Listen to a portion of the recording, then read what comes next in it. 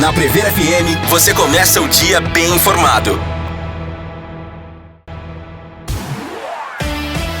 No ar, Primeiro Jornal. A primeira notícia, a primeira informação aqui na Prever FM. Pontualmente 6 horas. Bom dia. Hoje é quarta-feira, dia 24 de julho de 2024. Uma excelente quarta-feira para você, com muita saúde, com muita paz, com muita energia positiva. Bom dia, Helen Bravo. Bom dia, Márcio Paes. Bom dia a todos os ouvintes da Prever FM do Primeiro Jornal. Hoje é dia 24 de julho, Dia Internacional do Autocuidado. É celebrado no Brasil e no mundo nessa data, né? E foi instituída pela OMS, a Organização Mundial de Saúde, e tem como objetivo conscientizar e engajar as pessoas na tomada de decisões em relação à própria saúde. Hoje também é Dia Nacional do Suinocultor, uma data para lembrar a importância dos produtores de carne suína, já que o Brasil é um dos maiores produtores de carne de porco do mundo, sendo os estados da região sul os maiores exportadores brasileiros. É curioso, né? Essa data aqui, Dia Internacional do Autocuidado, né? Bom seria se todo mundo tivesse esse tipo, né, de atenção com si próprio. Essa preocupação, né?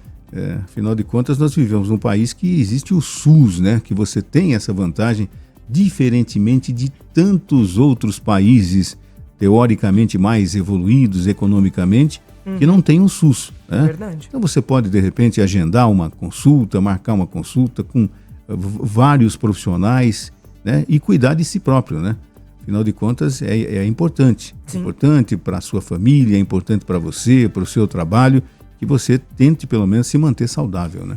A saúde mental é uma coisa que ela deve ser priorizada e ela é deixada de lado muitas vezes, né? A gente se preocupa tanto com o corpo e às vezes esquece que a mente é um fator imprescindível no nosso dia a dia, né? Não tenha dúvida. No caso aqui é o autocuidado em tudo, né? Não só na saúde mental, mas saúde mental também, né? Afinal de contas, o desgaste mental às vezes é pior do que o físico, né? Com certeza. Enfim, a gente tem que também se cuidar. O autocuidado, Dia Internacional do Autocuidado hoje.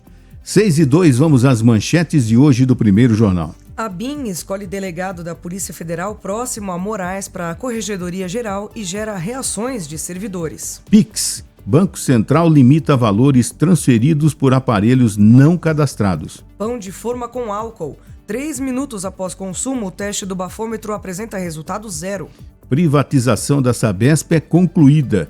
Governo de São Paulo levanta 14,7 bilhões de reais. Lula volta a cobrar desculpas de Milei e diz privilegiar relações entre países. Kamala Harris tem 44% das intenções de voto e Donald Trump 42%, diz Reuters Ipsos. Genérico de tratamento contra a AIDS poderia custar 1.000 vezes menos. Hoje iremos conversar por telefone com a doutora Juliana Olsen Rodrigues, médica infectologista do SAEI, Botucatu, sobre o Julho Amarelo, o mês de luta contra as hepatites virais. E também receberemos, aqui ao vivo, Samuel Ramos, da banda marcial de Botucatu, da AFRAP, que foram vencedores aqui, conquistaram o prêmio de melhor banda no concurso de bandas e fanfarras de Santos. Muito legal. 6:03, vamos saber da previsão do tempo para esta quarta-feira com a Juliana Marques. Bom dia, Juliana. Bom dia. Hoje em Botucatu haverá sol o dia todo sem nuvens no céu. Noites de tempo aberto ainda sem nuvens. A temperatura mínima é de 13 graus e a máxima de 28 graus. Os termômetros subiram em relação a ontem. Apesar do tempo seco e quente ter predominado nos últimos dias, o mês de julho pode terminar frio no estado de São Paulo.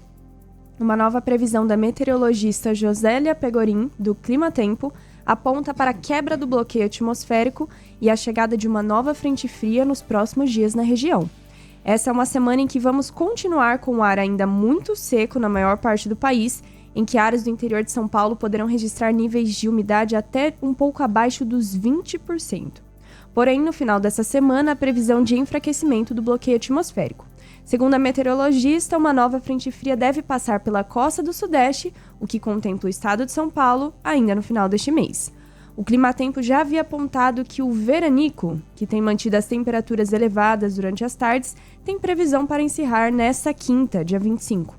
Com o rompimento do bloqueio atmosférico, a previsão é que volte a chover apenas em áreas do sul do país. E apesar da passagem de uma nova frente fria na costa paulista, ela não deve levar chuva para o interior da região. A meteorologista destaca que junho, julho e agosto são considerados os meses de estiagem no Brasil, em que grande parte do país fica sem chuva. Em resumo, as temperaturas talvez aliviem, mas a chuva não chega. Infelizmente, né, que nós estamos precisando urgentemente de chuva. E por incrível que possa parecer, nós estamos no inverno e tal. Nesse exato instante, 13 graus. E a previsão é que às 7 da manhã, 12 graus. E depois às 10 vai para 19, para 20, enfim. Aí sobe. Aí, né, tem que ter um preparo físico sensacional, né? Não, a minha saúde não tá gostando nem um pouco disso. Que doideira, né, gente? 13 graus agora aqui na Vila dos Lavradores, na região norte de Botucatu.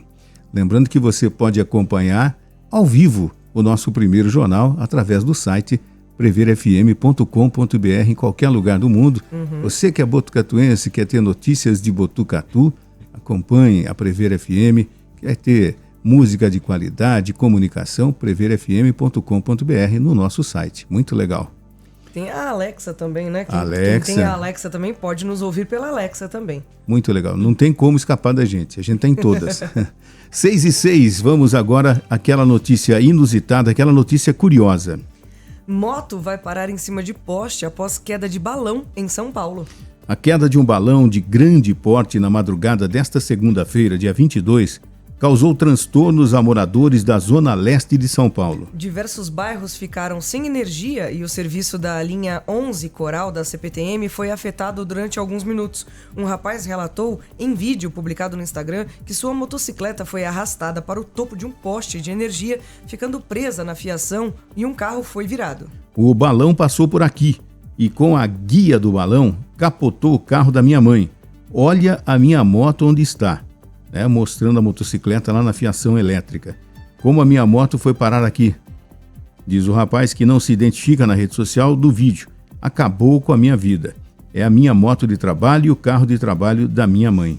De acordo com o Corpo de Bombeiros, o balão caiu na rua Alto Belo, em Aricanduva, e gerou um incêndio em parte da rede elétrica, mas não houve vítimas. E quem está nos assistindo na live está podendo ver a imagem da moto no meio da fiação, presa na fiação elétrica, em cima do poste.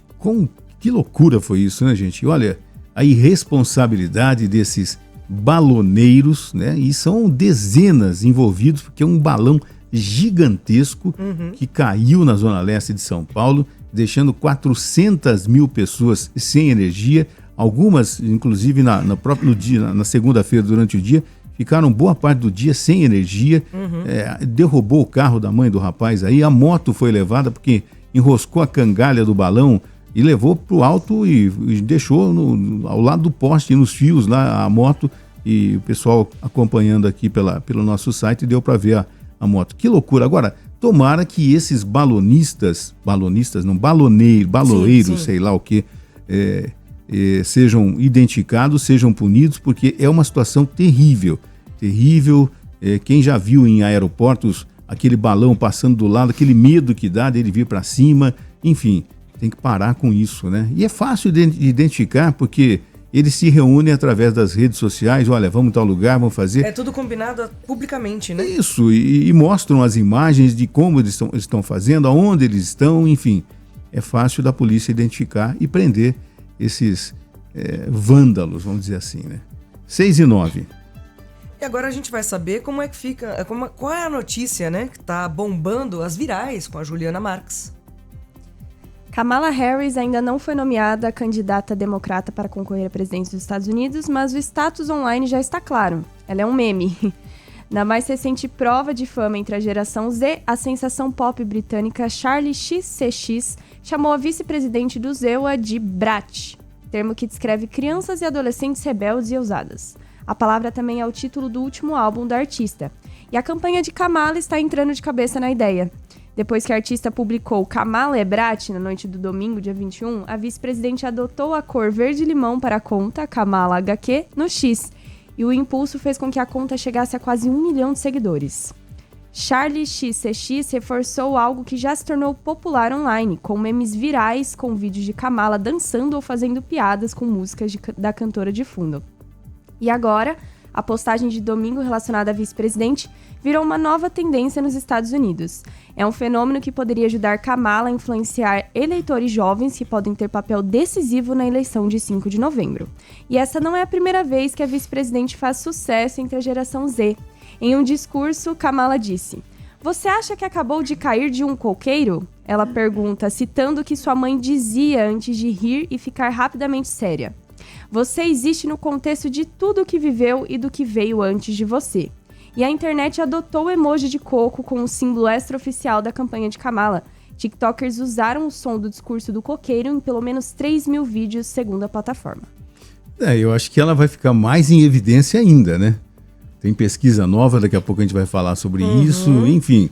Eu acho que está sendo para ela benéfico. E a geração Z tem papel fundamental, né? Fundamental, que influencia, inclusive, né, muita gente. Verdade. Que loucura, né, gente? O que é o mundo hoje, né? As coisas são muito rápidas, né? Imaginar que há uma semana atrás, ainda o Biden era o candidato, né? Ainda a expectativa, será que ele vai desistir ou não? Quem será que vai ser indicado? Oficialmente, a Kamala não é ainda, mas dificilmente vai deixar, porque afinal de contas, mais da metade dos delegados que indicam o candidato do Partido Democrata já se manifestaram a favor da Kamala. Então deve ser realmente ela, mas agora não tem como, né? Tá liderando, inclusive, as pesquisas. Né? Agora ela ficou popular, inclusive, entre os jovens. Então, já caiu no gosto popular, né? Isso. Muito legal. E agora tem uma outra notícia que é continuidade de uma outra viral que a gente já deu aqui no primeiro jornal, que é a respeito da moça que viralizou por ler Memórias Póstumas de Brás Cubas, americana. Então, depois de viralizar ao ler Memórias Póstumas de Brás Cubas, de Machado de Assis, e não resistir à leitura de mais uma obra do mesmo autor, a americana Courtney Hanning agora tem uma nova obsessão, Clarice Lispector. Em um novo vídeo publicado nesta terça-feira, Courtney se diz impressionada após terminar o livro A Hora da Estrela, de Clarice Lispector.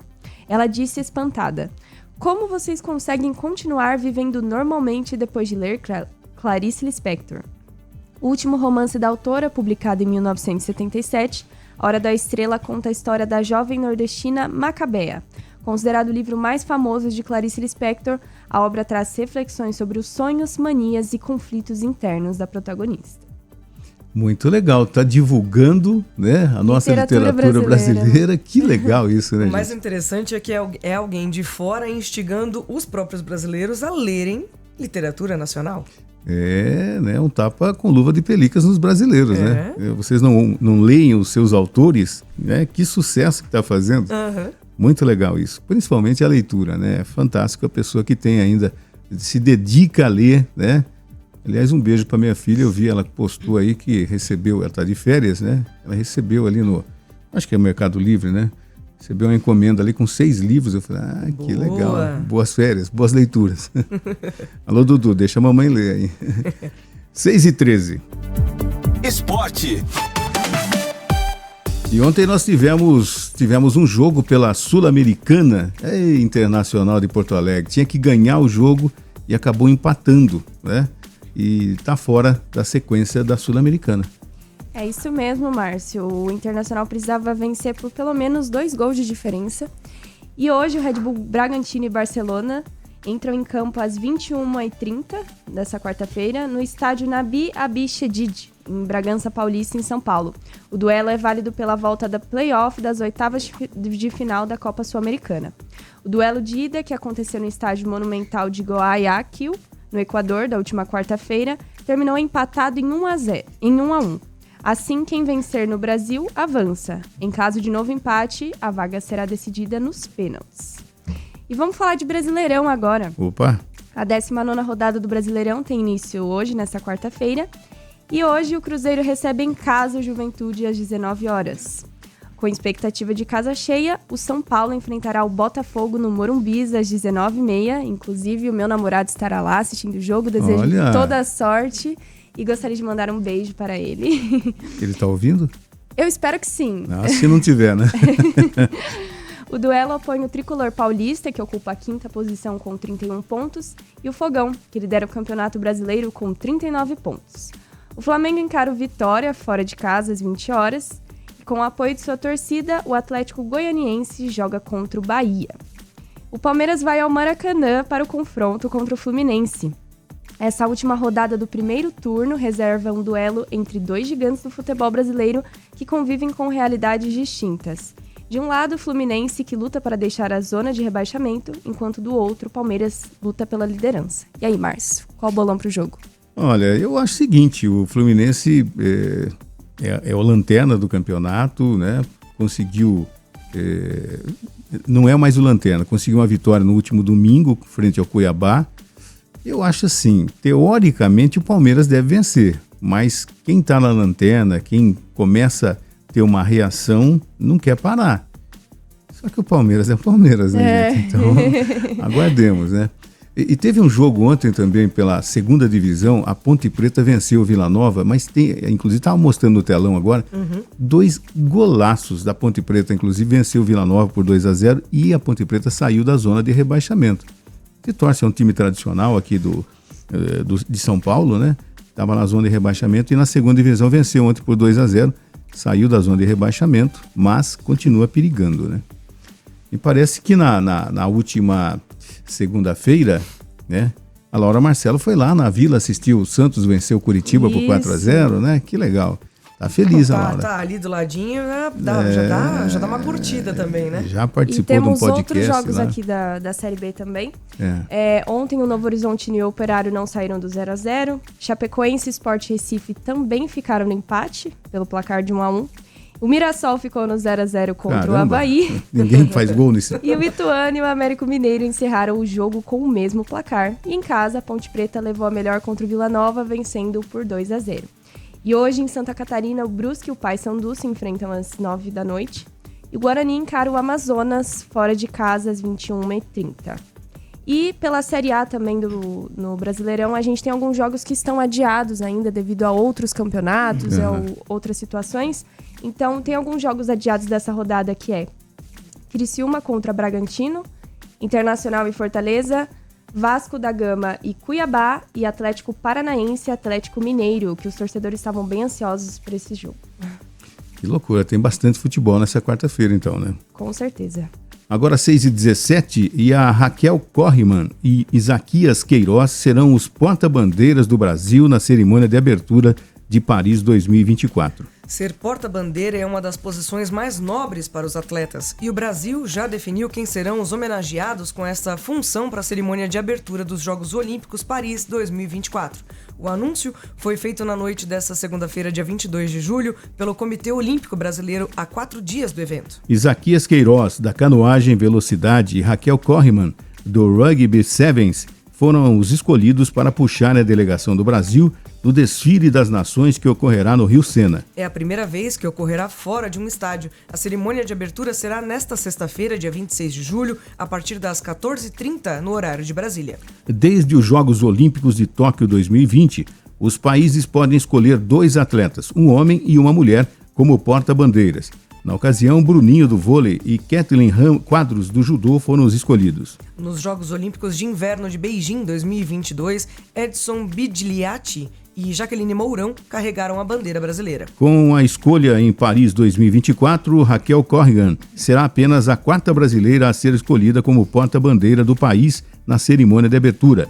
Além de Kathleen Quadros na última edição, Sandra Pires, do vôlei de praia, em Sydney 2000, e Yane Marques, pentátulo moderno no Rio 2016, também receberam a homenagem. Os dois também incluem mais 2 modalidades na lista de porta-bandeiras do Brasil na história dos Jogos Olímpicos de Verão. Até Tóquio 2020, 10 esportes tiveram representantes: o tiro esportivo, atletismo, basquete, polo aquático, judô, vela, vôlei de praia, hipismo, pentátulo moderno e o vôlei. Lembrando que as Olimpíadas começam oficialmente nesta sexta-feira, né? Expectativa do mundo, tomara que tudo saia contento, vai ser fantástico essa abertura no Rio Sena, né? Todas as delegações desfilando no Rio Sena, que legal, né?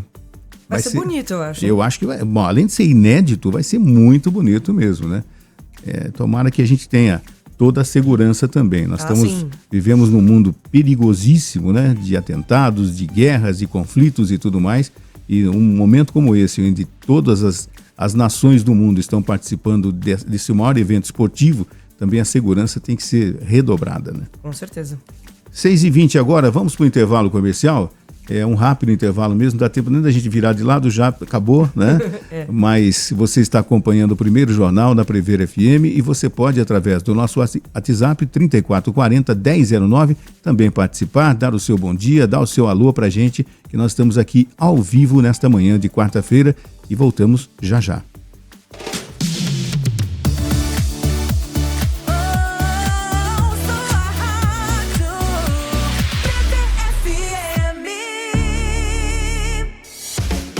Você sabia que o Sistema Prever tem parceria com laboratórios de exames clínicos e de imagem? De raio-x até tomografia, você faz o exame com valor diferenciado e em diversos laboratórios. Informe-se 3811 4040. Pode sentar, se acomoda que temos uma sessão cheia de boa música. Sessão das 8, é pra apreciar. 2 edições, 8 da manhã e às 8 da noite.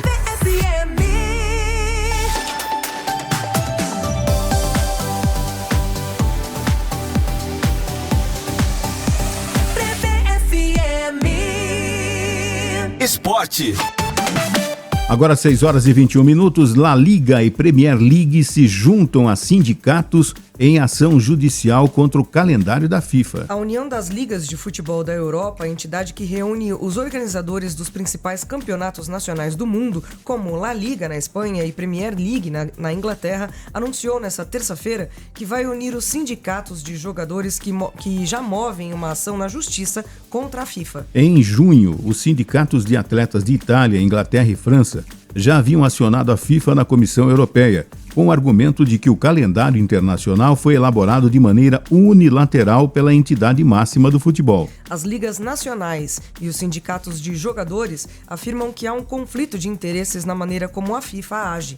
Afinal, a entidade seria, ao mesmo tempo, o órgão regulador do futebol mundial e também um organizador de competições. No foco da ação legal, iniciada em junho, está o Mundial de Clubes de 2025, a ser disputado entre junho e julho no ano que vem nos Estados Unidos por 32 times. Dizem as ligas e os sindicatos que o torneio impede o descanso de jogadores. A FIFA responde que as ligas estão agindo de maneira hipócrita e sem consideração pelo resto do mundo. A entidade lembra que as ligas costumam promover turnês de pré-temporada que frequentemente incluem extensas viagens globais. A entidade também afirma que o calendário internacional de jogos até 2030, divulgado em 2023, foi aprovado por seu conselho, que tem vários representantes da Europa, e que antes disso houve um extenso processo de consulta que incluiu as ligas e os sindicatos.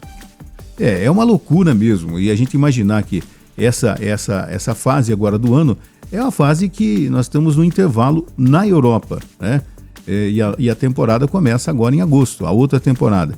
E o ano que vem vão ter esse Mundial de Clubes com 32 equipes, justamente nessa época do ano, em que os campeonatos, no caso aqui do Brasil, o Campeonato Brasileiro está em andamento, os campeonatos sul-americanos em andamento, enfim, o calendário tem que ser muito bem elaborado. E aqui no Brasil também, o técnico do Palmeiras comentou a semana passada que é inviável, humanamente impossível. Enquanto no ano, às vezes, o Manchester City da Inglaterra faz 40 jogos, o Palmeiras já estava deixa eu refazer aqui, 63 jogos no ano, o Palmeiras já estava no meio do ano com 40. Caramba. Então, assim, é muito jogo. Que jogador, por mais departamento de fisiologia, por mais departamento de preparação, departamento esportivo, tem a capacidade, que atleta que aguenta? Ainda assim, são seres humanos, não máquinas, né? Não tenha dúvida. É o pessoal que é espetáculo, que é os principais atletas. É por isso que o time, ele só é vencedor quando ele tem um elenco que se equivale, né? Que se equipara. Sai um, entra outro, mas é muito difícil, é humanamente impossível. Se a gente for analisar por esse ângulo, é difícil mesmo. É os torcedores querem espetáculo, querem os principais jogadores, querem assistir os principais, mas quem é que aguenta? Ninguém é robô, né? Não dá. É como você falou, humanamente impossível. Terrível, mano. 6h24, e um jogador de vôlei de praia holandês condenado por estupro ficará isolado nas Olimpíadas 2024. O Comitê Olímpico Holandês disse que a medida tem como objetivo garantir um ambiente esportivo seguro para todos os participantes olímpicos e reiterou que as medidas estão de acordo com a prática padrão adotada pela entidade. O Comitê Olímpico Holandês decidiu implementar essas medidas após uma estreita consulta com o atleta e seus companheiros de equipe, informou.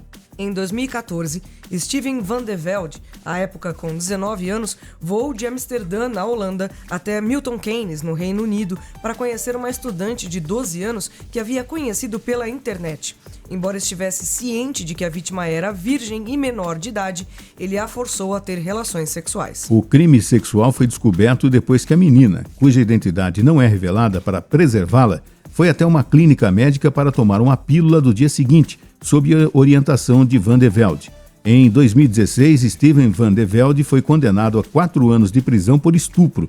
Durante a sentença, a juíza Frances Sheren declarou: uma criança jovem e ingênua e tola formou a visão de que você a amava. Na realidade, você só a conhecia na internet, nunca a tinha conhecido antes e tinha plena consciência da diferença de idade. O dano emocional que foi causado a essa criança é enorme. À medida que ela amadurece, ela terá que perceber que você não é o homem legal que ela pensou que você era e esperava que você fosse. Porém, Steven cumpriu apenas 1 ano e retomou as atividades esportivas em 2018. Agora, 10 anos depois do crime sexual, ele disputa uma Olimpíada. O Comitê Olímpico Holandês justifica que o ex-presidiário foi submetido a um programa de tratamento especializado destinado a atletas condenados por uma infração penal. Ainda segundo o comitê, especialistas afirmam que não há risco de reincidência e que Velde cumpriu todas as exigências da avaliação de risco, verificações e diligência devida. Van de Velde sempre se manteve transparente sobre o caso, que ele se refere como o passo em falso mais significativo de sua vida. Ele lamenta profundamente as consequências de seus atos para os envolvidos. Ele tem sido aberto sobre a transformação pessoal que sofreu como resultado. Desde seu retorno, participou de grandes eventos internacionais sem incidentes, expressou o comitê em nota. Agora, para que levá-lo na Olimpíada, né? A maior punição, mesmo que ele tenha potencial atlético, não vai. Você tem que ser punido. A melhor punição seria justamente mantê-lo fora. Fora. E justamente isso, né? Terrível, lamentável essa atitude da Holanda com relação a essa pessoa, né? 6h27. A sua cidade no Primeiro Jornal. 7º concurso de fotografia da FCA. A Faculdade de Ciências Agronômicas de Botucatu, com o apoio da Unesp e PROEC, promove concurso de fotografia com inscrições abertas até 30 de setembro. Haverá premiação aos 3 primeiros classificados em data e local a serem divulgados posteriormente. E as fotografias serão utilizadas nas diversas mídias e na divulgação das ações culturais da FCA e Unesp. O e-mail para obter informações é staep.fca@unesp.br e os telefones 3880-7267, 3880-7414 e 3880-7798. 6h28, o Hemocentro estará aberto no feriado de Santana. O Hemocentro do Hospital das Clínicas da Faculdade de Medicina de Botucatu informa que nesta sexta-feira, 26 de julho, feriado de Santana, em Botucatu, a coleta de doação de sangue será realizada normalmente das 8 às 16h30. Já no dia 27, sábado seguinte ao feriado, o Hemocentro estará fechado. A partir de segunda-feira, dia 29, o Hemocentro segue seu atendimento em horário normal, de segunda a sexta, das 8 às 16h30 e aos sábados, das 7 às 12 horas. O Hemocentro precisa de doações de todos os tipos sanguíneos e de plaquetas. Saiba mais informações pelo telefone 3813-6931 ou pelo WhatsApp ainda, né? 99624-7055. 6h29, Senac Botucatu promove workshop para público 40+. O Senac Botucatu, em parceria com o Sim Comércio, realizará uma formação gratuita para pessoas acima de 40 anos que desejam se recolocar no mercado de trabalho com atuação no comércio da cidade. O workshop Capacita 40+, será de 6 a 15 de agosto, às terças e quintas-feiras, das 13h30 às 17 horas, na unidade do Senac, localizada à rua Dr. Rafael Sampaio, 85. Os interessados devem realizar a inscrição em uma das sedes do Sincomércio, localizadas na rua Amando de Barros, número 817, sala 11, em frente ao Shopping Amando, e na rua João Passos, 1496. Fátima Baldini, presidente do Sincomércio de Botucatu e região, destacou a importância de recolocar pessoas experientes no mercado de trabalho. Ela esclarece: o Capacita 40 Mais vai em busca da mão de obra que já tem experiência de vida para atuar no comércio, muitas já aposentadas, mas que gostariam de trabalhar e às vezes, por timidez, não buscam emprego. O time do Senac atendeu prontamente a ideia da parceria com a Sincomércio e desenvolveu uma grade curricular excelente. Tenho certeza que vai ser um sucesso. O workshop terá 14 horas de formação com certificação e, ao final, os currículos dos participantes capacitados serão encaminhados para o banco de currículos do Sincomércio, ampliando as oportunidades de recolocação profissional. Essa é uma oportunidade única para aqueles que desejam retomar o mercado de trabalho com qualificação teórica e prática, necessárias para desempenhar as funções dentro do comércio varejista, especialmente de atendimento ao público. Para mais informações sobre inscrições e outras dúvidas, o Sincomércio de Botucatu está à disposição por meio do telefone 3814-6649. 6h31, botucatuenses marcam presença no Festival de Joinville. Dos dias 16 a 27 de julho está ocorrendo a 41ª edição do Festival de Dança de Joinville. O festival, que já existe há 3 décadas, inclui variados tipos de apresentações e competições de dança, capacitações técnicas para bailarinos e até exposição de itens utilizados na dança. Os espectadores podem desde montagens completas de balés consagrados, peças de destaque de gêneros diversos de dança ou criações contemporâneas que abrangem o universo da dança e das artes. O evento reúne mais de 7 mil participantes diretos e atrai público superior a 230 mil pessoas durante os 12 dias de festival. Os números expressivos renderam a citação de maior festival de dança do mundo no Guinness Book, título que é de Joinville desde 2005. Nesta edição, mais de 15 mil participantes de todos os estados brasileiros e de outros 3 países, Argentina, Paraguai e México, estão na cidade para competir, se apresentar nos palcos abertos e também participar dos cursos. Também foram 4.461 coreografias selecionadas de 880 grupos aprovados. O evento se consolidou como um destino tradicional para os amantes da dança, incluindo os residentes de Botucatu. Maria Eduarda Avante, bailarina botucatuense, esteve na última semana no festival apresentando coreografias de jazz e balé ao lado de outras integrantes da escola de dança que faz parte aqui na cidade. Em conversa com o Primeiro Jornal, ela compartilhou o significado do festival para as bailarinas.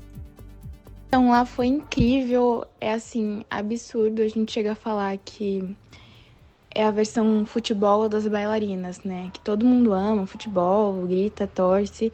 Lá em Joinville é a mesma sensação, versão dança. É surreal, é maravilhoso. As expectativas, como sempre, a gente esperava muito e recebeu muito mesmo.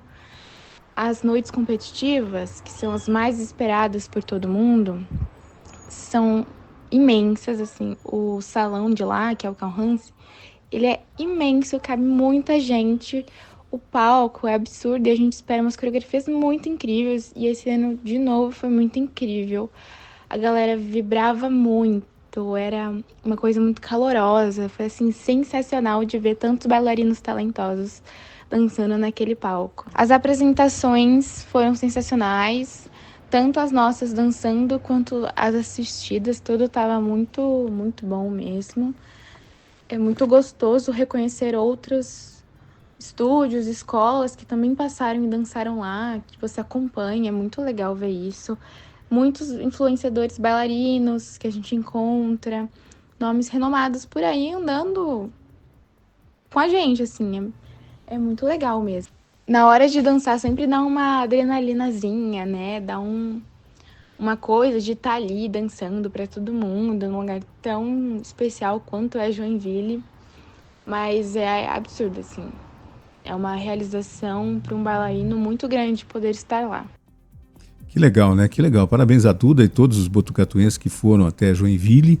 Botucatu tem tradição na participação desse festival. Eu me lembro quando eu tinha o jornal A Cidade aqui, da gente divulgar a delegação de Botucatu, que embarcava para Joinville, enfim, para participar, e sempre com grande sucesso, né? E a Duda vai estar aqui amanhã, é isso? Não? Não? Não vai. Vamos confirmar. Ah, vamos confirmar, né? Mas legal. Parabéns, então, a Duda e todo o pessoal de Botucatu. 6h34. Itatinga terá diversos shows em aniversário de 128 anos. A Itatinga terá diversos shows em seu aniversário. O município fará 128 anos nesta quarta-feira. Está fazendo hoje. A programação de shows, porém, começa na quinta, amanhã, dia 25. Os eventos seguem até domingo, dia 28, e serão realizados no Complexo Esportivo do Ginásio Fábio de Melo Góes, conhecido como Praça da Família. Os shows são gratuitos e a programação é a seguinte. Dia 25, Gian e Giovanni. Dia 26, 4 no Sertão. Dia 26, ainda Open Farra. Dia 27, Guilherme e Santiago. Dia 28, DJ Ana Base e Luan Pereira. Bastante programação também em Itatinga pra galera curtir, né? Parabéns ao pessoal de Itatinga, né? Uma cidade que cresce, uma cidade vizinha da gente, uma cidade muito interessante, bela cidade. Parabéns pelo aniversário que acontece no dia de hoje para a cidade de Itatinga. Aos itatinguenses, o nosso abraço. E se você é de Itatinga, manda um oi aí pra gente. Olha, que legal, é isso mesmo. Verdade. Se você está acompanhando o Primeiro Jornal, é de Itatinga, o nosso WhatsApp 3440-1009, manda um oi pra gente. Afinal de contas, hoje é feriado aí, né? Não é? Tá então. em casa de boa, ouvindo notícia, é bom. Legal. 6h36. O Nesp de Bauru declara luto oficial de 3 dias após morte de professor e coordenador do curso de jornalismo. O professor Osvando José de Moraes, atual coordenador do curso de jornalismo da Faculdade de Arquitetura, Artes, Comunicação e Design, a FAAC, da Unesp de Bauru, morreu na noite desta segunda-feira aos 66 anos. A causa da morte não foi divulgada. Em nota nas redes sociais, a universidade destaca que o professor associado dava aulas na Unesp de Bauru desde 2017, em cursos de graduação e pós-graduação, e tinha acabado de concluir a livre docência pela própria instituição em hermenêutica, mediática e humanismo. Na mensagem, a instituição lamenta a partida do professor. A faculdade declarou luto oficial de 3 dias. Foi uma pessoa amável e com o coração pleno de bondade, sempre pronto a ajudar. Foi um humanista, como já não se vê mais.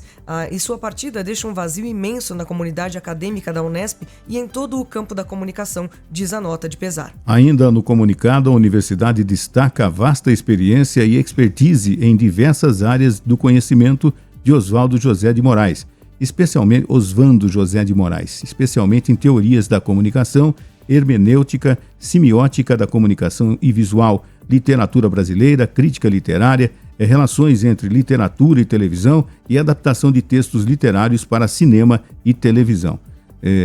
A nossa solidariedade à família, aos familiares do professor Osvando, inclusive professor da nossa Juliana. Isso, coordenador do meu curso de jornalismo, né, que eu faço na Unesp.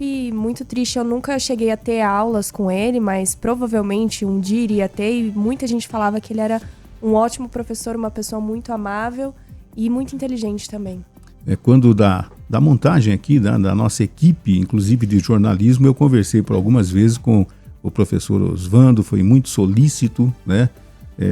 A gente lamenta aí a nossa solidariedade à família e aos amigos do professor Osvando, que faleceu na última segunda-feira.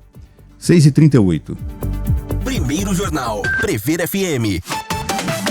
A BIM escolhe delegado da Polícia Federal próximo a Moraes para a Corregedoria Geral e gera reações de servidores. A Corregedoria Geral da Agência Brasileira de Inteligência deverá ser ocupada por um delegado da Polícia Federal a partir do próximo dia 31 de agosto. O nome de José Fernando Moraes Chuí foi escolhido para substituir a servidora Lidiane Souza dos Santos, nomeada em agosto de 2022. Chuí recebeu o aval do diretor-geral da Polícia Federal, Andrei Rodrigues, e também do diretor de inteligência policial, Rodrigo Moraes Fernandes. Caberá a ele atuar na prevenção e na apuração de eventuais irregularidades praticadas por agentes públicos lotados na ABIM, na esfera administrativa. Uma das principais funções da área, já que vinha sendo exercida por Santos, é auxiliar no inquérito sobre o monitoramento ilegal realizado por servidores da pasta durante a gestão do então diretor-geral Alexandre Ramagem, nomeado pelo então presidente Jair Bolsonaro. O esquema ficou conhecido como ABIN Paralela. Na ocasião, teriam sido espionados autoridades da cúpula do Legislativo e do Judiciário, além de desafetos políticos e jornalistas. A utilização do programa secreto chamado First Mile para monitorar a localização de alvos pré-determinados por meio dos aparelhos celulares foi revelado pelo Globo em março do ano passado. Antes de ser escolhido para a Corregedoria Geral da ABIN, Chuí foi escalado pelo ministro Alexandre de Moraes do Supremo Tribunal Federal para a chefia da Assessoria Especial de Enfrentamento à Desinformação do Tribunal Superior Eleitoral, a fim de atuar no combate às fake news disseminadas contra o processo eleitoral. O delegado ficou no cargo de maio do ano passado até junho de 2024, quando a ministra Carmen Lúcia assumiu a presidência da Corte. Chuí e Moraes também trabalharam juntos quando o magistrado foi ministro da Justiça no governo do ex-presidente Michel Temer. Em 2018, Chuí lançou o livro Operação Hashtag, a primeira condenação de terroristas islâmicos na América Latina, que aborda a atuação do terrorismo transnacional e cuja apresentação foi escrita por Moraes. Em nota, a União dos Profissionais de Inteligência de Estado da ABIN e classificou a indicação de um corregedor-geral oriundo de fora dos quadros da agência como preocupante, injustificada e um desprestígio dos servidores orgânicos da ABIN. A Inteliz informou no comunicado: devemos lembrar que a atual investigação sobre o uso indevido de software First Mile pela estrutura que paralisou a ABIN foi iniciada pela própria Corregedoria Interna, então liderada por uma oficial de inteligência. A representação policial da 4ª fase da Operação Última Milha pede o compartilhamento de dados da investigação com a Corregedoria da ABIN em prova inequívoca de que os investigadores reconhecem a total cooperação da unidade com a Polícia Federal e a Controladoria Geral da União.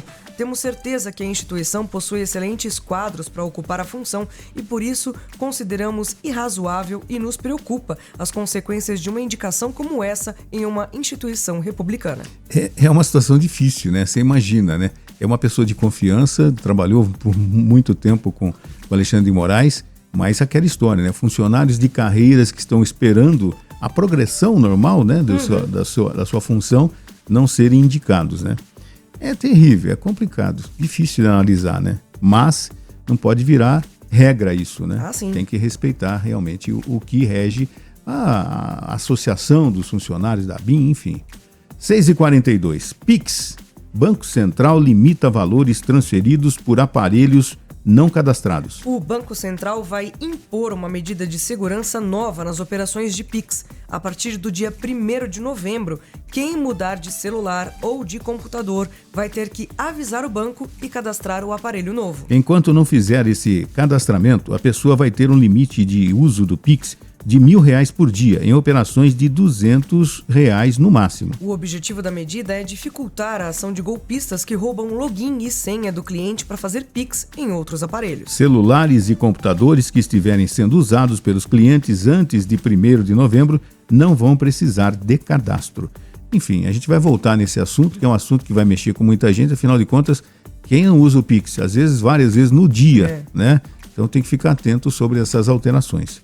6h42, virou agora 6h43, vamos sair para mais um intervalo, lembrando que nós temos entrevista ainda hoje, né? Vamos conversar com uma médica infectologista, a doutora... Sobre o Julho Amarelo, o mês da combate às hepatites. Não tenha dúvida. E também vamos conversar com o Samuel a respeito da conquista da AFAP, coordenador da AFAP, né?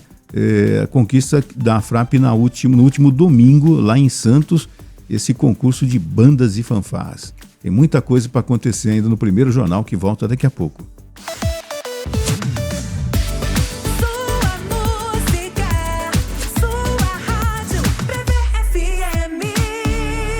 As nacionais têm espaço garantido na programação da Prever FM. De segunda a sábado, 1h20 da tarde, o território é nacional. Prever FM. Curso de Gestantes da Unimed Botucatu. A gestação, o parto, a amamentação e tudo aquilo que os pais precisam saber sobre os cuidados com o recém-nascido. De 5 a 9 de agosto, às 7 da noite, na sede administrativa da Unimed, Rua Major Leônidas Cardoso, 43, Centro. O curso é gratuito e aberto a toda a população. Informações e inscrições 3811-4503. Onde tem Unimed, tem presença que transforma. Prever FM 100.9.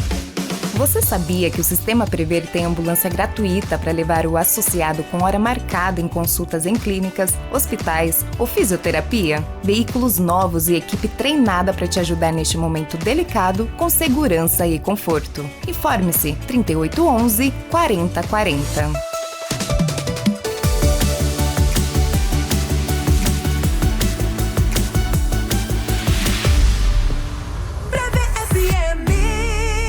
O que é real está no primeiro jornal. Prever FM. 6h45, pão de forma com álcool. 3 minutos após consumo, teste do bafômetro apresenta resultado 0. Após vídeos e estudos demonstrarem que comer pão de forma pode ser o suficiente para não passar no teste do bafômetro, a Polícia Militar do Distrito Federal apontou que o álcool encontrado no pão de forma não compromete a eficácia do teste do bafômetro. O estudo realizado pelo Comando de Policiamento de Trânsito, CPTRAN, da Polícia Militar do Distrito Federal, demonstrou que após 3 minutos do consumo de pão de forma, os voluntários apresentaram teor alcoólico 0. É possível concluir que a concentração de álcool etílico, quando presente na composição do pão de forma, não foi capaz de comprometer a integridade dos alvéolos pulmonares ao ponto de constatar a influência de álcool no organismo dos voluntários submetidos ao estudo, afirmou o estudo. A Polícia Militar também realizou testes com outros produtos que contêm álcool em sua composição, como bombons de licor, enxaguantes bucais e mel de própolis. O estudo revelou que após o consumo desses produtos, o álcool permanece na mucosa bucal dos voluntários e não no organismo. O estudo será enviado aos demais batalhões policiais com o objetivo de orientar os policiais a perguntarem sobre o consumo de alimentos contendo álcool antes de realizarem o teste do bafômetro. Caso a resposta seja positiva, os agentes serão recomendados a esperar 3 minutos antes de realizar o teste. Nas abordagens a veículos em que o policial for informado sobre a utilização desses produtos, é recomendado que se aguarde entre 3 a 5 minutos antes da realização do teste de alcoolemia, afirmou o estudo. É complicada a situação, né? Porque ninguém tinha falado nada a respeito desse assunto, né? Sim. Há muito tempo, desde que o bafômetro foi instituído, o pessoal continuou comendo os bombons com licor, né? O pão de forma, ninguém falou nada. O enxaguante bucal, às vezes você coloca na boca e sai, né? Você não ingere aquilo, mas tá ali na boca e ele tem álcool também na composição. Então precisa ser realmente bem feito esse teste e saber, né? Estudar bem o que está se falando para evitar, de repente, olha, eu saí correndo, comi 2 fatias de pão de forma, fui pego no bafômetro. Não deu tempo de escovar o dente, mas eu enxaguei a boca com um enxaguante bucal ali, rapidinho. Gente, eu tô com dor de cabeça, tomei um porre de pão de forma ontem, que nossa. Não, eu tava com fome, acabei de comer um bombonzinho de licor. Nossa, hoje eu vou me embriagar, vou comer uma caixa de bombom. 6h47. Privatização da Sabesp é concluída. Governo de São Paulo levanta 14,7 bilhões. O governo de São Paulo concluiu ontem, em cerimônia na B3, o processo de privatização da Sabesp, iniciado em fevereiro do ano passado após estudo de viabilidade do IFEC. A privatização foi marcada pela liquidação da oferta pública ocorrida ontem, inaugurando um novo contrato de concessão assinado pela Urae 1. Além disso, entra em vigor hoje uma tarifa reduzida, com descontos de 10% para tarifas sociais e vulneráveis, 1% para residenciais e 0,5% para demais categorias. Durante o evento na B3, autoridades destacaram o papel social da Sabesp e a continuidade de seus serviços. O secretário Rafael Benini enfatizou que, apesar de agora minoritária do Estado, a Sabesp continua sendo patrimônio de São Paulo. O diretor-presidente André Salcedo reafirmou o compromisso da empresa em contribuir, como fez em Porto Alegre, enquanto a secretária Natália Rezende apontou o potencial da Sabesp como uma plataforma multinacional de saneamento. O governador Tarcísio de Freitas defendeu a escolha de um acionista comprometido com os objetivos do governo, ressaltando que o processo visou deixar um legado consistente. A privatização levantou 14,77 bilhões de reais com a venda das ações, tendo a Equatorial Energia como principal investidora estratégica, adquirindo 15% das ações. Um acordo impede a venda dessas ações até 2029. Coincidindo com a meta de universalização do saneamento em São Paulo. A venda reduziu a participação do Estado na Sabesp de 50,3% para 18%, visando antecipar a universalização dos serviços para 2029, com investimento previsto de 260 bilhões de reais até 2060. Apesar das críticas e controvérsias ao processo, incluindo resistência popular e debates legislativos, a privatização prossegue com foco na modernização e expansão dos serviços de saneamento em São Paulo. A gente fica com uma pulguinha atrás da orelha pensando, né? Nossa, a Sabesp em Botucatu sempre foi um sucesso. O que vai acontecer, né? Para que isso, né? Enfim, vamos aguardar. Sem contar que a Equatorial, que foi a única empresa participante, né? O governo deixou de faturar aí quase 5 bilhões, né? Sendo que as ações poderiam ter sido vendidas a 87, foram vendidas a 67, enfim. Vamos aguardar os acontecimentos da Sabesp. Mexe com a água, mexe com o nosso dia a dia, mexe com a nossa vida. E a gente fica inseguro, né? Fica apreensivo sobre o que vai acontecer a partir de agora. Esse é o termo, inseguro. Apesar de pessoas baterem no peito, defendendo e tudo mais, sei não, hein? 6h50. Segunda morte por febre oropouche é confirmada na Bahia. Uma mulher de 21 anos morreu de febre oropouche na cidade de Camamu, no litoral sul da Bahia, no último dia 10 de maio. É a segunda morte pela doença documentada no estado, segundo a Secretaria do Estado de Saúde da Bahia. A vítima não tinha comorbidades e não era gestante.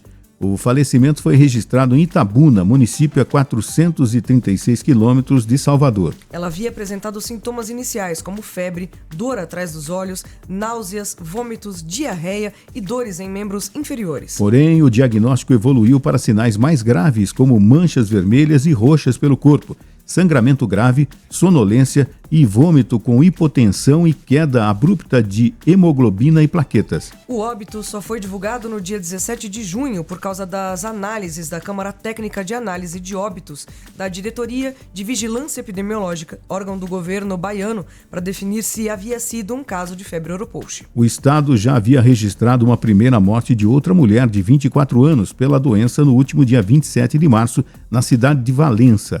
A vítima tinha apresentado os mesmos sintomas e evoluções da mulher que faleceu em maio. A Bahia registrou 835 casos confirmados de oropouche em 2024, de acordo com a CESAB. Os municípios de Ilhéus, 110 casos, Gandu, 82 casos e Uruçuca, 68 casos, lideram os diagnósticos de febre no estado neste ano. 6h52, Lula volta a cobrar desculpas de Milei e diz privilegiar relações entre países. O presidente Luiz Inácio Lula da Silva voltou a cobrar um pedido de desculpas do presidente da Argentina, Javier Milei, e afirmou esperar que ele tenha respeito pelo Brasil. Lula deu a declaração na segunda-feira às agências internacionais Reuters, Bloomberg e Associated Press, AFP e Xinhua. A assessoria da presidência divulgou a transcrição da entrevista. Lula afirmou aos jornalistas que não deve ficar preocupado com o discurso de Milei e que espera uma relação civilizada, já que não há amizade entre chefes de Estado. Lula disse: ele seja o que ele quiser. Eu só quero que ele tenha respeito pelo Brasil, da mesma forma que o Brasil tem respeito pela Argentina. Eu só quero que o presidente da República não se esqueça nunca que os interesses do povo são sempre maiores que os interesses do presidente. Questionado se já conversou com Milei, Lula declarou que não, mas relatou que foi cumprimentado pelo argentino durante a reunião do G7 na Itália. Eu já falei isso, ele tem que pedir desculpas ao Brasil, senão a relação é complicada. Você pode falar a bobagem que você quiser, falar desde que você respeite o direito dos outros. É assim que eu faço política internacional. Durante a campanha eleitoral do ano passado, Milei chamou Lula de comunista e corrupto em um programa de TV. O economista classificado como ultraliberal assumiu a presidência em janeiro e não faz acenos a Lula. No começo do mês, em sua primeira viagem ao Brasil, Milei não teve compromissos com autoridades do governo federal e participou de um encontro conservador em Santa Catarina, ao lado do ex-presidente Jair Bolsonaro, adversário de Lula. Prever FM 6h54, Kamala Harris tem 44% das intenções de voto e Donald Trump 42%, diz Reuters Ipsos. A vice-presidente dos Estados Unidos, Kamala Harris, abriu vantagem de 2 pontos percentuais sobre o republicano Donald Trump depois que o presidente Joe Biden desistiu da campanha de reeleição, apontou a pesquisa Reuters Ipsos nesta terça-feira. O levantamento, realizado na segunda e terça-feira, vem após Donald Trump aceitar formalmente a nomeação de seu partido e o anúncio de Biden de deixar a corrida eleitoral. Kamala Harris tem 44% das intenções de voto, enquanto Donald Trump tem 42%, apontou a pesquisa nacional. A diferença está dentro da margem de erro de 3 pontos percentuais. Harris e Trump ficaram empatados com 44% dos votos em um levantamento feito entre 15 e 16 de julho. Em uma pesquisa anterior, do dia 1º e 2 de julho, Trump liderou por 1 ponto percentual, ambos dentro da mesma margem de erro. A pesquisa mais recente mostrou que 56% dos eleitores registrados acreditam que Harris é mentalmente capaz de lidar com desafios, em comparação aos 49% que disseram o mesmo sobre Trump. 78 anos, né? Apenas 22% dos eleitores avaliaram Biden dessa forma. A pesquisa, realizada online, falou que 1.241 adultos dos Estados Unidos, incluindo 1.018 eleitores registrados. Bom, a gente vai falar muito sobre esse assunto, o mundo está falando sobre esse assunto, né? Parece que, coincidentemente ou não, Kamala Harris caiu nas graças, né, da maioria dos americanos agora. Virou até meme. É isso, público jovem, enfim, até por várias questões, né? Vai ser, parece que em setembro já estão programando o primeiro debate entre os dois. Você imagina a audiência que as TVs norte-americanas, as plataformas vão ter nesse dia, né? Não, eu acho que inclusive o fluxo de mensagens no X e tudo mais, as pessoas compartilhando informações sobre esse debate vai ser grande. Olha, aguardemos, hein? 6h56, caso do Pix falso deve levar Nego Di a denúncias por mais de 1.000 crimes. O humorista e influenciador digital Dilson Alves da Silva Neto, conhecido como Nego Di, pode responder por mais de 1.000 crimes, segundo fontes da Polícia Civil do Rio Grande do Sul ouvidas pela CNN. Nego Di está sendo investigado por estelionato. As investigações apontam que os golpes aplicados por ele iludiam pessoas a pagar por produtos, participar de rifas ou doar dinheiro, sendo que tudo que era arrecadado acabava sendo embolsado por ele sem que os valores fossem aplicados no objetivo inicial das vítimas. Os inquéritos, no entanto, ainda podem levar o influenciador a eventuais cúmplices a responderem por outros crimes, como lavagem de dinheiro e organização criminosa, além de contravenção penal relacionada a jogos de azar. Cada vítima representa um crime diferente. Só no caso da loja do humorista, que não entregou os produtos, já são 370 boletins de ocorrência. Mas as pessoas que contribuíram com dinheiro para ajudar as vítimas do Rio Grande do Sul e que participaram das rifas fraudulentas também entram na conta. Neste cenário, a apuração inicial aponta que pode haver mais de 1.000 pessoas lesadas pelos golpes de Nego Di. Isso aumenta não só a pena, mas também a possibilidade de processos individuais ou coletivos de reparação de danos, o que pode impor um desfalque milionário ao suspeito preso. Na última semana, a investigação feita pelo Grupo de Atuação Especial de Repressão ao Crime Organizado, GAECO, do Ministério Público do Rio Grande do Sul, revelou que o influenciador mentiu ao adulterar um comprovante de transferência bancária e afirmar que havia feito um Pix de R$1 milhão para ajudar vítimas das enchentes no estado, quando, na verdade, ele havia doado apenas R$100. A CNN entrou em contato com a defesa de Nego Di sobre o caso da vaquinha e aguarda retorno. Já o Ministério Público do Rio Grande do Sul disse que ainda não irá se manifestar sobre a investigação. Gente, é impressionante, né? É impressionante o que esse indivíduo merece, né? O que indivíduo merece? Além de essa loja de não entregar os produtos, mexeu quando o sentimento das pessoas estavam voltados para as vítimas do Rio Grande do Sul. E ele, influenciador, mais um, né? Dizendo-se, né, disposto a ajudar as vítimas, que conseguiu R$1 milhão. E doou só 100. Só R$100, não é 100, nem 100 mil, R$100. Gente, é jogar a chave fora, né? Deixar na cadeia. E é impressionante o número de pessoas, a gente soube de outras notícias, de números de pessoas que se aproveitaram desse momento do Rio Grande do Sul para se dizer, angariando fundos para ajudar o Estado, estavam embolsando esse dinheiro. Não, vários. Teve um jovem em Camboriú que fez isso, né? Jovem de classe média alta. Enfim, muita gente se aproveitou da fragilidade, da solidariedade do povo brasileiro para aplicar golpes. Eu acho que a pena tem que ser em dobro, né?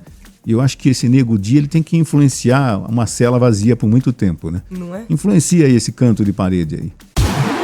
Você ouviu Primeiro Jornal Previr FM.